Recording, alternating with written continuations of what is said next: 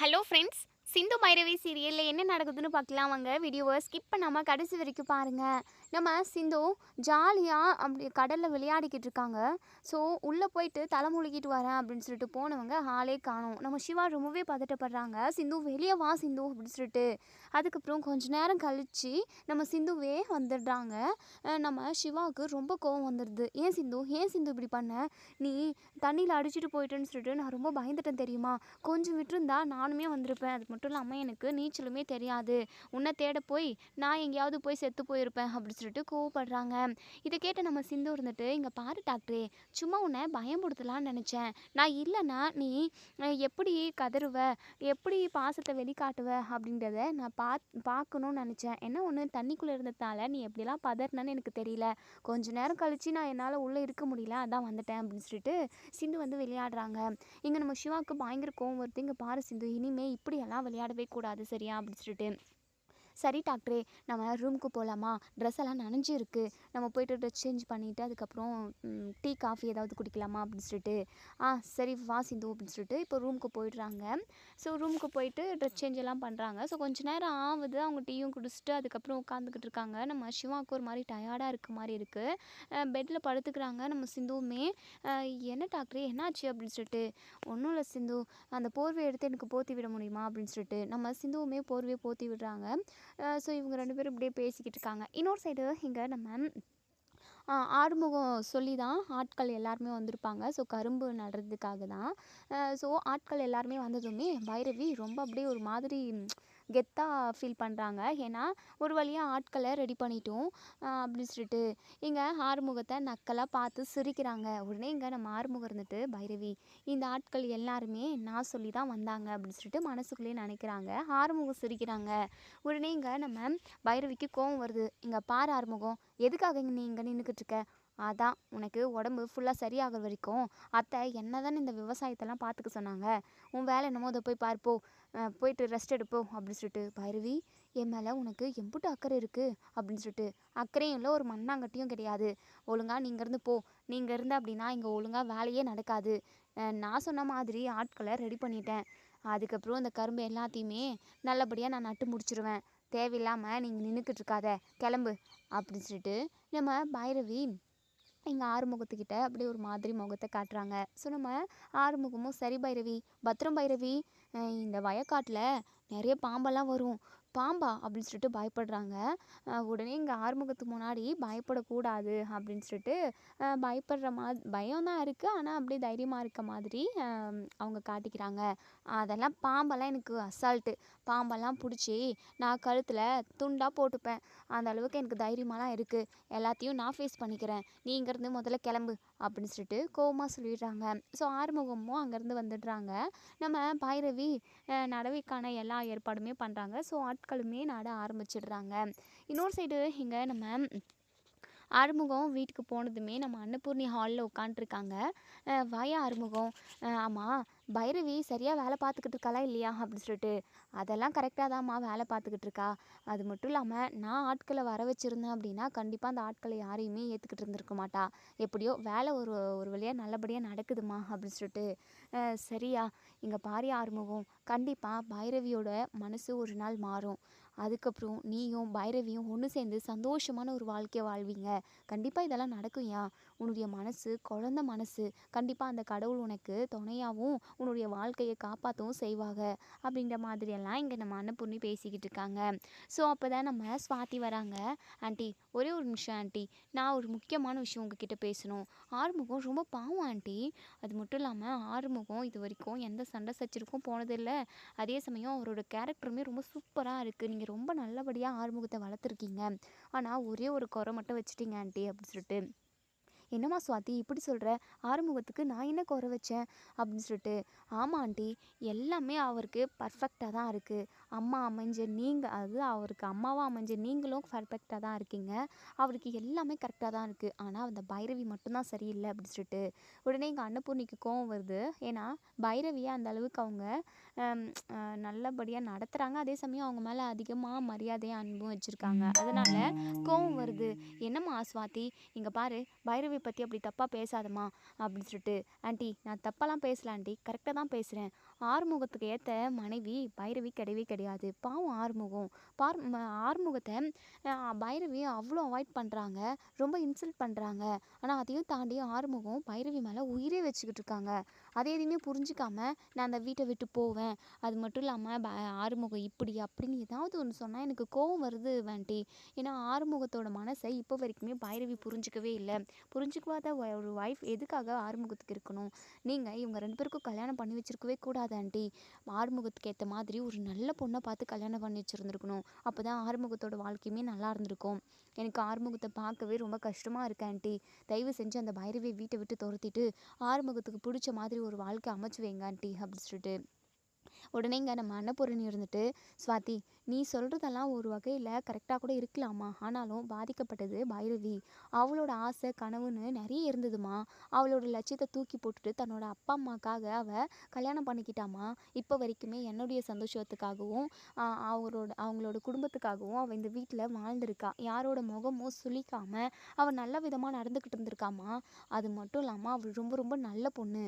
அந்த மாதிரி ஒரு பொண்ணு ஆறுமுகத்துக்கு பொண்டாட்டியை கிடைக்கிறதுக்கு ஆறுமுகம் ரொம்ப கொடுத்து வச்சிருக்கணும். என்ன ஒன்று, ஏதோ ஒரு சுச்சுவேஷனில் அப்படி என்னென்னமோ நடந்து போய் ஒரு வழியாக ஆறுமுகத்தோட கல்யாணம் நடந்துச்சு, அவ்வளோதான். ஆறுமுகமும் என்னோட மனசு கஷ்டப்பட்டுறக்கூடாது, எனக்கு எந்த ஒரு ஆபத்து வந்துடக்கூடாதுன்றதுக்காக தான் பைரவி கழுத்தில் தாலியை கட்டினான். என்னமோ நடந்தது நடந்துருச்சு. ஆனால் பைரவி ஆறுமுகத்தை விட்டு பிரிஞ்சு போகவே கூடாது. நீ சொன்னியம்மா பைரவி வீட்டை விட்டு அனுப்பிட்டு ஆறுமுகத்துக்கு பிடிச்ச வாழ்க்கையை அமைச்சு வைங்கன்னு சொல்லிட்டு. ஆனால் பைரவி தான் ஆறுமுகத்துக்கு பிடிச்ச பொண்ணு.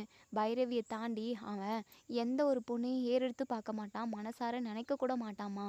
பைரவியோட மனசு மாறி இவனை ஏற்றுக்கிற வரைக்கும் ஆறுமுகம் அது வரைக்கும் காத்துக்கிட்டு இருக்குமாம்மா அப்படி சொல்லிட்டு நம்ம அன்னபூர்ணி சொல்கிறாங்க. உடனே ஆறுமுகம் இருந்துட்டு, ஆமாம்மா நீங்கள் சொன்னது கரெக்டு தான் ஸ்வாதி. கண்டிப்பாக எக்காரணத்துக்காகவும் யாருக்காகவும் எந்த ஒரு சுச்சுவேஷன்லையுமே பைரவி என் மனசுலேருந்து தூக்கி போடவே மாட்டேன். பைரவி கூட ரொம்ப நல்லவ தான். என்ன ஒன்று, அவளோட விருப்பம் இல்லாமல் நான் அவள் கழுத்தில் தாலி கட்டிட்டேன்ற ஒரே ஒரு கோவம் தான் அவளுக்கு. மற்றபடி வேறு எதுவும் இல்லை. கண்டிப்பாக அவளோட மனசு மாறுன்ற நம்பிக்கை எனக்கு நிறையவே இருக்குது ஸ்வாதி. அந்த நாள் கண்டிப்பாக கூடிய சீக்கிரமே வந்துடும் நான் நம்புகிறேன் அப்படி சொல்லிட்டு ஆறுமுகம் அங்கேருந்து போயிடுறாங்க. உடனே இங்கே நம்ம ஸ்வாதி இருந்துட்டு நம்ம அன்னபூர்ணிக்கிட்ட, ஆண்டி உண்மையாகவே ஆறுமுகம் பைரவி மேலே ரொம்ப பாசம் வச்சுக்கிட்டு இருக்காருல்ல, கண்டிப்பாக அவரோட உண்மையான பாசத்துக்கும் அன்புக்கும் ஒரு பலன் கிடைக்கும் நான் நம்புகிறேன். பைரவி சீக்கிரமாகவே ஆறுமுகத்தை ஏற்றுக்கணும் அப்படின்னு சொல்லிட்டு நம்ம ஸ்வாதி சொல்கிறாங்க. ஸோ ஸ்வாதி சொன்ன மாதிரியே பைரவியும் நம்ம ஆறுமுகமும் ஒன்று சேர்ந்தால் ரொம்ப நல்லாயிருக்கும் அப்படின்னு நினைக்கிறவங்க இந்த வீடியோ கீழே கமெண்ட் பண்ணி தருவீங்க. இன்னொரு சைடு இங்கே நம்ம சிவாவுக்கு பயங்கரமாக ஃபீவர் அடிக்குது. ஸோ நம்ம சிந்து கூடவே இருந்து பார்த்துக்கிறாங்க. அதே சமயம் அவங்க கூட ரொம்பவே நெருக்கமாக இருக்காங்க. ஸோ இங்கே நம்ம மகா இருந்துட்டு அதாவது மகா சொல்லியிருப்பாங்க நம்ம அன்னபூர்ணிக்கிட்ட, அதாவது சிந்துவும் சிவாவும் தான் மெடிக்கல் கேம்ப் போயிருக்காங்க அப்படின்ற மாதிரி. ஸோ சிவா மேலே சந்தேகப்படக்கூடாதுன்னு நம்ம அன்னபூர்ணி சொன்னாங்க. அதே சமயம் சிந்து வீட்டுக்கும் வரல, அதே சமயம் கேன்டீன்லையுமே விசாரித்து பார்க்குறாங்க. ஸோ கேன்டீன்லையுமே இல்லை, வீட்லேயும் இல்லைன்னா கண்டிப்பாக அந்த சிந்து சிவாவோட மனசை மாற்றி கூட போயிருக்கிறதுக்குமே நிறைய வாய்ப்பு இருக்குது. நம்ம போய் பார்ப்போம் அப்படின்னு யோசிச்சுக்கிட்டு இருக்காங்க. அப்போ தான் மகா வராங்க.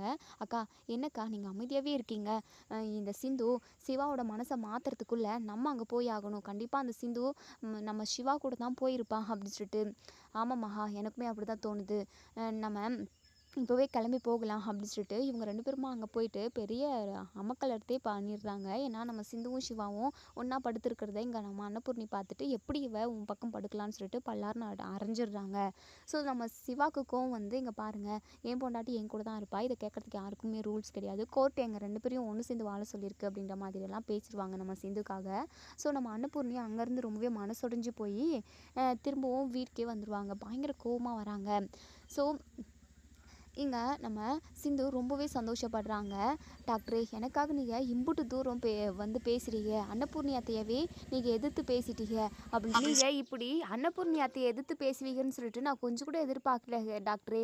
உண்மையாகவே மனசுக்கு ரொம்ப சந்தோஷமாக இருந்தாலும் ஒரு பக்கம் அன்னபூர்ணி அத்தைக்கு கோவம் வந்துடுச்சு. அன்னபூர்ணி அத்தை என்ன முடிவெடுக்க போகிறாங்கன்னு தெரியல டாக்டரே அப்படின்னு சொல்லிட்டு. அது எதுவாக வேணாலும் இருக்கட்டும் சிந்து, நான் இனிமேல் எக்காரணத்துக்காகவும் உன்னை யாருக்காகவும் விட்டு கொடுக்கறதா கிடையாது. நீயும் நானும் ஒன்று சேர்ந்து சந்தோஷமாக சந்தோஷமாக வாழ போகிறோம். உனக்கு நான் வாக்கு கொடுத்தபடி நீயும் நானும் சந்தோஷமான ஒரு வாழ்க்கை வாழ போகிறோம். அதுக்கு எவ்வளோ பெரிய எதிர்ப்புகள் வந்தாலுமே அதை நான் சந்திக்க தயாராக இருக்க சிந்து, நீ அழுகாத அப்படின்னு சொல்லிட்டு நம்ம சிவா வந்து சொல்கிறாங்க. ஸோ இன்னொரு சைடு இங்கே நம்ம பைரவி வந்து அப்போ தான் கோவிலுக்கு போயிட்டு வந்துக்கிட்டு இருக்காங்க. ஸோ கோவிலுக்கு போயிட்டு வர வழியில் தான் இங்கே அதாவது யாருன்னா சஞ்சய் கூட வேலை செய்கிறாங்களே கான்ஸ்டபிளாக ஒருத்தவங்க வேலுன்னு, அவங்களோட ஒய்ஃப் கல்யாணி. ஸோ அவங்க தான் நம்ம பைரவியை பார்க்குறாங்க. பைரவியை பார்த்ததுமே ஓடி போய் இங்கே நம்ம கல்யாணி வந்து பேசுகிறாங்க. அம்மா வணக்கம்மா அப்படின்னு சொல்லிட்டு, சொல்லுங்கள் யார் நீங்கள், உங்களை எனக்கு சரியாக தெரியல அப்படின்னு சொல்லிட்டு பைரவி வந்து சொல்கிறாங்க.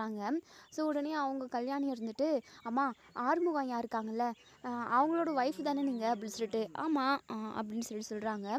உடனே இங்கே கல்யாணி இருந்துட்டு, அம்மா உங்களை பார்த்து தான் நான் முக்கியமான விஷயம் பேசணும்னு சொல்லிட்டு ரொம்ப நாளாகவே நினச்சிக்கிட்டு இருந்தேன். முன்னாடி மாதிரியெல்லாம் என் புருஷன் என்னை ஆறுமுகம் ஐயா குடவுனுக்குள்ளே வேலை பார்க்க விடுறது கிடையாது. அது மட்டும் இல்லாமல் வீட்டை விட்டு வெளியே வர்றதே ரொம்ப ரேர் தான். ஏன்னா நடந்த பிரச்சனையா என்னங்க நீங்கள் என்னமோ பேசிக்கிட்டு இருக்கீங்க, எனக்கு ஒன்றுமே புரியல.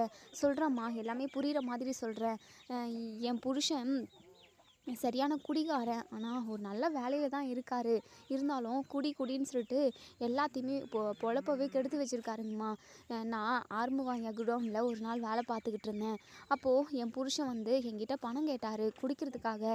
குடிச்சு எல்லாத்தையுமே அழிச்சிட்டாருமா.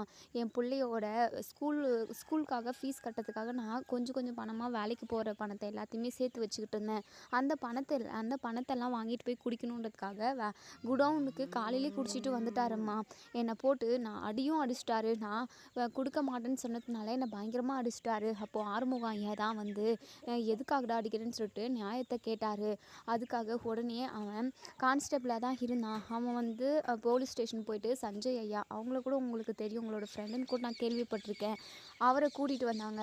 என்ன நடந்ததுன்றதை நான் அவர்கிட்ட சொல்லியுமே அதை கேட்காம நீயும் அந்த வேலுவோட ஒய்ஃபும் கனெக்டில் இருக்கீங்க அப்படி இப்படின்னு என்னென்னமோ ஆறுமுகம் ஐயாவையும் என்னையும் தப்பாக பேசி அந்த சஞ்சய் சார் ஆறுமுக ஐயாவை ஸ்டேஷனுக்கு அடித்து இழுத்துட்டு போயிட்டாங்க அப்படின்னு சொல்கிறாங்க. என்னங்க சொல்கிறீங்க, இதெல்லாம் எப்போ நடந்தது அப்படின்னு சொல்லிட்டு கேட்கவும், நடந்த எல்லாத்தையுமே ஒட்டுமொத்தமாக எப்போ நடந்ததுன்றது எல்லாத்தையுமே சொல்கிறாங்க. அது மட்டும் இல்லாமல் அதுக்கப்புறம் ஸ்டேஷனுக்கு கூட்டிகிட்டு போயிட்டு அந்த சஞ்சய் சார் ஆறுமுகம் ஐயாவை பயங்கரமாக அடிச்சிருக்காங்க அப்படின்னு சொல்கிறாங்க. இதை கேட்ட பைரவி பயங்கரமாக ஷாக் ஆகுறாங்க. என்ன சொல்கிறீங்க நீங்கள் அப்படின்னு சொல்லிட்டு, ஆமாங்க அவங்க அந்த சஞ்சய் சார் கூட சரியில்லை, அவர் ரொம்ப கெட்டவர், என் விஷயத்தில் மட்டும் இல்லை நிறைய பேர் விஷயத்தில் அவர் அப்படி தான் இருந்திருக்காரு அப்படின்னு சொல்லிட்டு சஞ்சய் பற்றின ஒரு சில விஷயத்த எல்லாத்தையுமே இங்கே அந்த கல்யாணி வந்து சொல்கிறாங்க. ஸோ இதெல்லாம் கேட்ட பைரவி பயங்கரமாக ஷாக் ஆகுறாங்க. சஞ்சய் அப்படிப்பட்ட ஆள் கிடையாது, அப்போது நம்மக்கிட்ட மட்டும் அவன் நடிக்கிறானோ அப்படிங்கிற ஒரு டவுட் இப்போ தான் நம்ம பைரவிக்கு வருது. ஸோ ஆறுமுகம் வந்து இந்த விஷயத்த சொல்லியிருந்தா கண்டிப்பாக நம்ம பைரவி நம்பியிருக்க மாட்டாங்க. நம்ம சஞ்சயால் நிறைய பேர் பாதிக்கப்படுறாங்க அப்படிங்கிறத இங்கே நம்ம பைரவி புரிஞ்சுக்கிறாங்க. ஸோ அதாவது சஞ்சய் நல்லவனா கெட்டவனா அப்படின்றத நம்ம பார்த்து தெரிஞ்சுக்கணும். அது மட்டும் இல்லாமல் ஆறுமுகமே என்னென்னமோ சொன்னான், சஞ்சய் சொன்னதாக சொல்லி தான் நம்மக்கிட்ட ஆறுமுகம் வந்து சொன்னது. அப்போது ஆறுமுகம் சொன்னதும் உண்மையாக இருக்குமோ, அப்போது சஞ்சயோட மனசில் ஏதோ ஒரு கெட்ட எண்ணம் இருக்கும் போல் அப்படின்ற மாதிரியெல்லாம் இங்கே நம்ம பைரவி வந்து யோசிக்க ஆரம்பிச்சிடுறாங்க. ஸோ எப்படி தெரிஞ்சுக்கிறது அப்படின்னு சொல்லிட்டு யோசிக்கிறப்ப தான் சரி நம்ம ஆறுமுகத்துக்கிட்டவே போவோம் அப்படின்னு சொல்லிட்டு ஆறுமுகத்துக்கு கால் பண்ணி கோவிலுக்கு வர வைக்கிறாங்க. நம்ம ஆறுமுகமும் ஓடோடி வராங்க. ஏன்னா பைரவி கூப்பிட்ருக்காங்க இல்லையா, இதுக்கு முன்னாடி வரைக்கும் அவங்க ரெண்டு பேருமே பேசாமல் தான், அதாவது பைரவி பேசாமல் தான் இருந்தாங்க. சின்ன பிரச்சனைனால அவங்க ரெண்டு பேருமே அவ்வளோவா பேசிக்கிறது கிடையாது. நம்ம ஆறுமுகமும் வேணும்னு போய் பேசினாலுமே நம்ம பைரவி அவாய்ட் பண்ண தான் செஞ்சாங்க. ஸோ பைரவி கூப்பிட்டதுமே எங்கள் ஆறுமுகம் ஓடி வந்து, சொல்லு பைரவி எதுக்காக என்ன வர சொன்னேன் அப்படின்னு சொல்லிட்டு. உடனே ஆறுமுகம் இப்படி கேட்டதுமே பைரவி இருந்துட்டு, ஆறுமுகம் முக்கியமான விஷயந்தான், என்ன ஏதுன்னு இப்போ என்னால் டீட்டெயில்ஸாக சொல்ல முடியாது, ஆனால் நான் சொல்கிற வேலையை நீ செய்யணும் அப்படின்னு சொல்லிட்டு.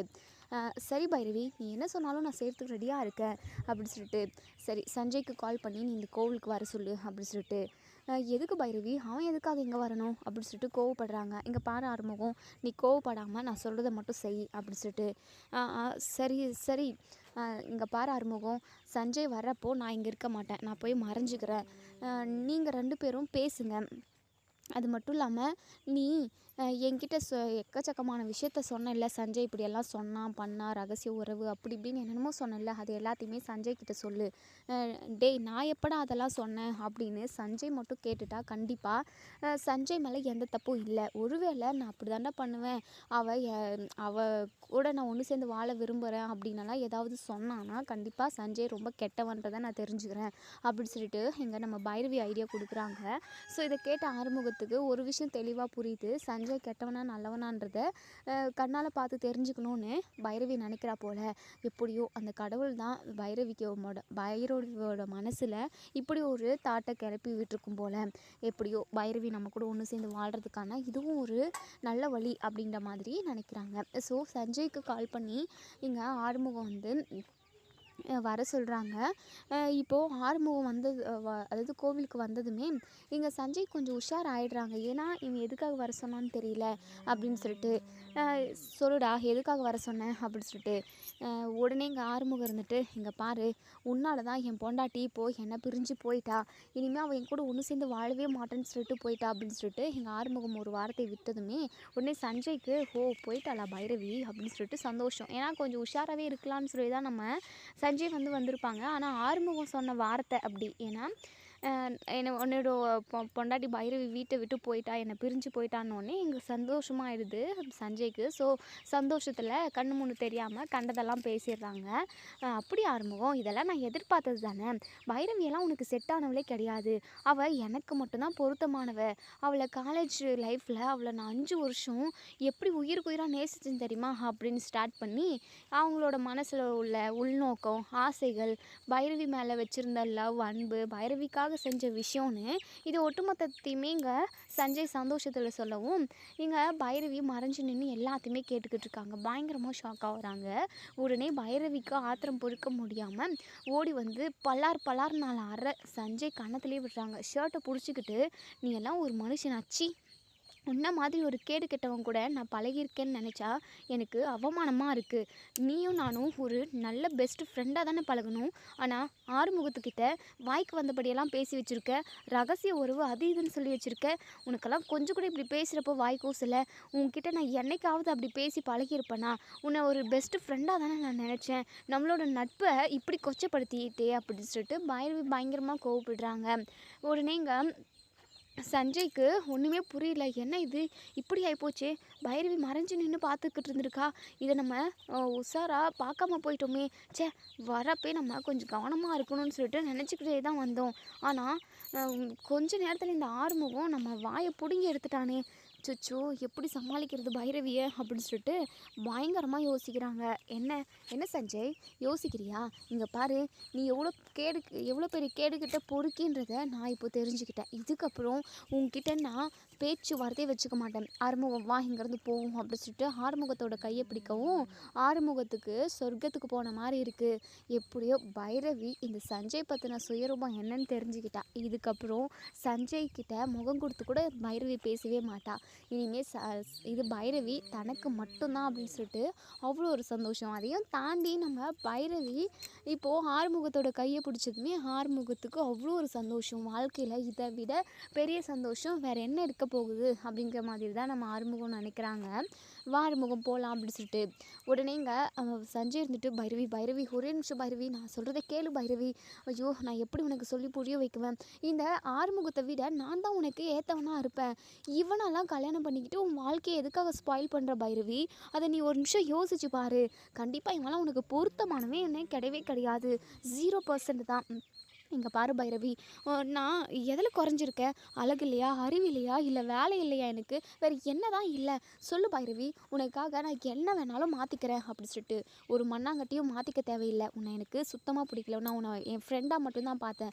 ஆனால் இப்படி ஒரு தப்பான நோக்கம் உனக்குள்ளே இருக்குன்ற விஷயம் தெரிஞ்சிருந்தா நான் உன்கிட்ட பேசுகிறதவே நிப்பாட்டியிருப்பேன் அப்படின்னு சொல்லிட்டு பைரவி சொல்கிறாங்க. கோவமாக இருக்காங்க. ஏன்னா கண்டதெல்லாம் நம்ம ஆறுமுகத்துக்கிட்ட சஞ்சய் சொல்லி வச்சுருப்பாங்க. அதெல்லாம் ரொம்பவே அப்படியே எரிச்சலை மூட்டுது நம்ம பைரவிக்கு.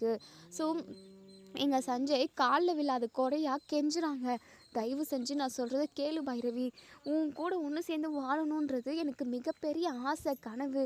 என் வாழ்க்கையில் எல்லாமே எனக்கு இருக்குது பைரவி. பணம், சொத்து, சுகம், வேலை, அழகுன்னு இப்படி எல்லாமே அந்த கடவுள் எனக்கு நிறைய கொடுத்துருக்காரு. ஆனால் நான் ஆசைப்பட்ட பொண்ணு எனக்கு கிடைக்கலேன்ற ஒரே ஒரு குறைய மட்டும் அந்த கடவுள் வச்சுட்டாரு. அதுவும் நடக்குன்ற ஒரு நம்பிக்கையில் இத்தனை நாள் நான் இருந்தேன். ப்ளீஸ் பைரவி, இந்த ஆறுமுகத்தை விட்டு பிரிஞ்சு வந்துரு. அவனுக்கு டிவோர்ஸ் கொடுத்துட்டு வந்துரு பைரவி, ப்ளீஸ் பைரவி அப்படி சொல்லிட்டு இங்கே நம்ம சஞ்சய் வந்து பயங்கரமாக கெஞ்சுறாங்க. ஆனால் பைரவிக்கு அதெல்லாம் சுத்தமாக பிடிக்கவே இல்லை. ஏன்னா அவங்களோட பிளானே வேறு, அவங்களோட லட்சியமே வேறு. அவங்க வந்து நல்லா படித்து ஒரு நல்ல வேலைக்கு போகணும், மாதம் 3 லட்சம் 4 லட்சம் சம்பாதிக்கணுன்ற மாதிரி யோசித்து வச்சுருப்பாங்க. மற்றபடி கல்யாணம் பண்ணிக்கணும், லவ் பண்ணணும் அந்த மாதிரி ஒரு பிளானிங்கே நம்ம பைரவிக்கிட்ட இல்லவே இல்லை. ஸோ யதார்த்தமாக நம்ம ஆறுமுகத்துக்கு கூட கல்யாணம் நடந்தது தான். மற்றபடி கல்யாணம் பண்ணிக்கிட்டு ஒரு குழந்தை குட்டின்னு குடும்ப வாழ்க்கை வாழணுன்ற பிளான் சுத்தமாக நம்ம பைரவிக்கு கிடையவே கிடையாது. இந்த மாதிரி ஒரு சுச்சுவேஷன் இருக்கிறப்போ ஏதோ ஒரு சுச்சுவேஷனில் ஆறுமுகத்துக்கும் பைரவிக்கு கல்யாணம் நடந்துச்சு. ஆனால் சஞ்சய் இப்படி ஒரு கெட்ட எண்ணத்தோடு இருப்பான் அப்படின்னு சொல்லிட்டு நம்ம பைரவி ஒரு துளி கூட யோசிச்சு பார்த்துருக்க மாட்டாங்க. ஏன்னா அந்த அளவுக்கு நட்பு மேலே மரியாதை வச்சுருந்தாங்க. அவ்வளோ அந்த அளவுக்கு நம்ம சஞ்சய் வந்து மதித்தாங்க. அது எல்லாமே இப்போது எல்லாமே மறைஞ்சி போச்சுன்னு தான் சொல்லணும். இங்கே சஞ்சய் கெஞ்சுமே இங்கே நம்ம ஆறுமுகத்தோட கையை பிடிச்சதை விடவே இல்லை. ஆறுமுகம் நம்ம வீட்டுக்கு போகலாம் வா, கண்டவங்க கூடலாம் நமக்கு என்ன பேச்சு அப்படின்னு சொல்லிட்டு இங்கே நம்ம ஆறுமுகத்தை கூட்டிக்கிட்டு வீட்டுக்கு போயிடுறாங்க. ஸோ வீட்டுக்கு போனதுமே அதாவது நம்ம பைரவி ஆறுமுகத்தோட கையை பிடிச்சிக்கிட்டு இருக்கிற காட்சியை நம்ம அன்னபூர்ணி பார்க்குறாங்க. ஏற்கனவே அன்னபூர்ணி பயங்கர கோவத்தில் இருக்காங்க. ஏன்னா சிந்து வந்து சிவாவோட மனசை மாற்றி நமக்கு எதிராக திருப்பிட்டா அப்படின்ற ஒரு பயங்கர கோவத்தில் இருக்கவும், இப்போது நம்ம பைரவி நின்றுக்கிட்டு இருக்க காட்சியை பார்த்துட்டு பயங்கரமாக சந்தோஷப்படுறாங்க. மற்ற எல்லா கஷ்டமும் அவங்களுக்கு ஓடி போயிடுது. ஏன்னா ஆறுமுகத்தோட வாழ்க்கை மாறிடாதா, அதாவது பைரவியோட மனசு மாறிடாதா, 2 பேரும் ஒன்று சேர்ந்து வாழ்ந்துட மாட்டாங்களா அப்படின்ற ஒரு யோசனை, ஒரு கவலை எல்லாமே அவங்க மனசுக்குள்ளே இருந்துக்கிட்டு இருந்தது. ஸோ பைரவி ஆறுமுகத்தோட கையை பிடிச்சி கூட்டிகிட்டு வந்து இங்கே நிற்பாட்டுறாங்க. ஸோ பைரவி இருந்துட்டு அன்னபூர்ணிக்கிட்ட அத்தை என்னை மன்னிச்சிருங்க அத்தை அப்படின்னு சொல்லிட்டு கையெடுத்து கும்பிடுறாங்க. அதே சமயம் ஆறுமுகத்துக்கிட்டுமே மன்னிப்பு கேட்குறாங்க. நம்ம ஆறுமுகம் இருந்துட்டு ஐயோ பைரவி நீ எதுக்காக இப்போ எனக்கு கிட்ட மன்னிப்பெல்லாம் கேட்குற, அதெல்லாம் ஒன்றும் வேண்டாம் பைரவி அப்படின்னு சொல்லிட்டு உடனே அன்னபூர்ணிக்கு ஒன்றுமே புரியல. பைரவி என்னம்மா என்னென்னமோ பண்ணிக்கிட்டு இருக்க, எதுக்காக நீ எங்கள் 2 பேர்கிட்டையும் மன்னிப்பு கேட்டுக்கிட்டு இருக்க, என்னம்மா விஷயம் அப்படின்னு சொல்லி கேட்கவும், அப்போ தான் இங்கே நம்ம பைரவி வந்து அத்தை அந்த சஞ்சய் எவ்வளோ பெரிய கேடுக்கிட்ட பொறுக்கி நாய் அப்படின்றத நான் கண்டுபிடிச்சிட்டேன், தெரிஞ்சுக்கிட்டேன். அவனோட மனசில் இருக்கிற கெட்ட விஷயத்த என்னன்னு தெரிஞ்சுக்கிட்டு தான் இப்போது நான் உங்ககிட்ட மன்னிப்பு கேட்குறேன். ஆறுமுகம் சொன்னது எல்லாமே உண்மைதான். ஆறுமுகம் சொன்ன மாதிரியே அந்த சஞ்சயோட மனசில் நான் அவனுக்கு பொண்டாட்டியாக போய் அமையணும், என் கூட ஒன்று சேர்ந்து வாழணுன்ற ஒரு நினப்போடு தான் இத்தனை நாளாக அவன் என் கூட பேசி பழகிக்கிட்டு இருந்திருக்கான். ஆனால் அது எனக்கு தெரியாமல் போயிடுச்சு. ஆனால் அவன் என் மேலே வச்சுருக்க நட்புனால தான் அவன் எனக்கு உதவி செய்கிறான்னு நினச்சேன். ஆனால் அவனோட சுயநலத்துக்காகவும் அவனோட மனசில் இருக்கிற கெட்ட ஆசைக்காகவும் தான் என் கூட ஒன்று சேர்ந்து பழகி நட்பாக நடிச்சிருக்கான் அப்படி சொல்லிட்டு ரொம்பவே கோவமாக சொல்கிறாங்க. ஸோ இதை கேட்டால் இங்கே பாருமா பைரவி, அதான் அந்த சஞ்சயோட சுயரூபம் என்னன்னு சொல்லிட்டு உனக்கு தெரிஞ்சு போச்சுல, இதுக்கப்புறமும் அவன்கிட்ட பேச்சு வார்த்தை வச்சுக்காத. ஆமாத்த கண்டிப்பாக இனிமேல் அவன் யாரோ நான் யாரோ. ஆறுமுகம் என்னை மன்னிச்சிரு ஆறுமுகம், நீ சொன்னப்போ எதையுமே நான் நம்பவே இல்லை, நான் உன்னை நம்பியிருக்கணும் ஆறுமுகம். இதுக்கப்புறம் யாருக்காகவும் நான் விட்டு கொடுத்து பேசவே மாட்டேன். அதையும் தாண்டி உங்ககிட்ட நான் நீ சந்தோஷப்படுற மாதிரி ஒரு முக்கியமான விஷயம் சொல்ல போகிறேன் ஆறுமுகம் அப்படி சொல்லிட்டு. என்ன சொல்கிற பைரவி, நீ என்கிட்ட மன்னிப்பெல்லாம் கேட்க வேண்டாம் அப்படின்னு சொல்லிட்டு. மன்னிப்பெல்லாம் நான் கேட்டால் கூட எத்தனை டைம் கேட்டாலுமே அதுக்கு நீ பட்ட அவமானத்துக்கு அது நிகர ஆகாது. அதையும் தாண்டி நீ சந்தோஷப்படணும் அப்படின்னா அதுக்கு நான் ஒரு சொல்யூஷன் வச்சுருக்கேன் அப்படி சொல்லிட்டு. என்ன பைரவி என்னென்னமோ சொல்கிற அப்படி சொல்லிட்டு, நீ எனக்காக ரிஸ்கெல்லாம் எடுக்க வேண்டாம் பைரவி அப்படின்னு சொல்கிறாங்க. ஆறுமுகம் என்னை உன் பொண்டாட்டியை ஏற்றுப்பியா அப்படி சொல்லிட்டு. இதை கேட்ட ஆறுமுகம் அப்படியே வானதில் பறக்கிறாரு. இதை தாண்டி வேறு என்ன வேணும் நம்ம ஆறுமுகத்துக்கு அப்படி சொல்லிட்டு தான் இப்போது அன்னபூர்ணி இருந்துட்டு, என்னம்மா நீ இப்படி ஒரு வார்த்தை கேட்டுட்ட, ஆறுமுகம் உன்னை பொண்டாட்டியை ஏற்றுக்காம உன் கூட ஒன்று சேர்ந்து வாழாமா வேற என்னம்மா பண்ண போகிறான், அவன் உனக்குன்னு இருக்கான், நீ பேசினா போதும், நீ உன்னுடைய மனசை மாற்றிக்கிட்டா போதும்னு சொல்லிட்டு தான் அவன் இவ்வளோ நாளாக உனக்காக வெயிட் பண்ணிக்கிட்டு இருக்காம்மா. அப்படி இருக்கிறப்போ நீ இப்படி ஒரு வார்த்தையை கேட்கலாமா? இங்கே பாரு பைரவி, உன்னுடைய மனசு மாறுனதே அதுவே இங்கே எல்லாருக்குமே ரொம்ப சந்தோஷம். ஆறுமுகத்தோட வாழ்க்கை நல்லா இருக்கணும் அப்படின்னா கண்டிப்பாக நீ அவன் லைஃப் லாங் அவன் கூட இருக்கணும். அவன் கூட நீ இருந்த அப்படின்னா எனக்கு அவனை பற்றின நினப்பு, அவனை பற்றின கவலைன்னு எதுவுமே இருக்காது. வயசான காலத்தில் இருக்கிற வரை இருந்துட்டு நான் நிம்மதியாக போயிடுவோம்மா. ஐயோ அத்தை, ஏன் அத்தை இப்படியெல்லாம் பேசுகிறீங்க? ஆமாம் பைரவி, அந்த அளவுக்கு உன் மேலே எனக்கு நம்பிக்கை இருக்குது. கண்டிப்பாக ஆறுமுகத்தையும் சரி, அவனோட லைஃப் எல்லாத்தையும் நீ நல்லபடியாக பார்த்துப்பன்ற நம்பிக்கை எனக்கு நிறையவே இருக்குது பைரவி அப்படின்னு சொல்லிட்டு இங்கே நம்ம அன்னபூர்ணி சந்தோஷத்தை சொல்லிக்கிட்டு இருக்காங்க. ஆறுமுகத்துக்கு சந்தோஷத்தின் அளவே இல்லை, அந்தளவுக்கு பயங்கர ஹாப்பியாக இருக்காங்க. அவங்களோட ஆசை எல்லாமே பைரவி கூட ஒன்று சேர்ந்து வாழணுன்றது தான். ஸோ அது நிறைவேற போகுது, நிறைவேறிச்சுன்னு கூட சொல்லலாம். ஸோ பைரவியுமே ரொம்ப சந்தோஷமாக ஆறுமுகத்தை தன்னோட புருஷனாக ஏற்றுக்கிட்டாங்க. ஸோ இதோட இந்த ரிவ்யூ முடியுது. இதுக்கப்புறம் என்ன நடக்கு சொல்லி வெயிட் பண்ணி பார்ப்போம் ஃப்ரெண்ட்ஸ். வீடியோ பிடிச்சிருந்தா லைக் பண்ணி கமெண்ட் பண்ணி தெரிவிங்க. மறக்காமல் வீடியோவை ஷேர் பண்ணுங்கள். அதே சமயம் நம்ம சேனலை சப்ஸ்கிரைப் பண்ணிக்கோங்க. மறக்காமல் பெல் ஐக்கானையும் கிளிக் பண்ணிக்கோங்க. தேங்க்யூ.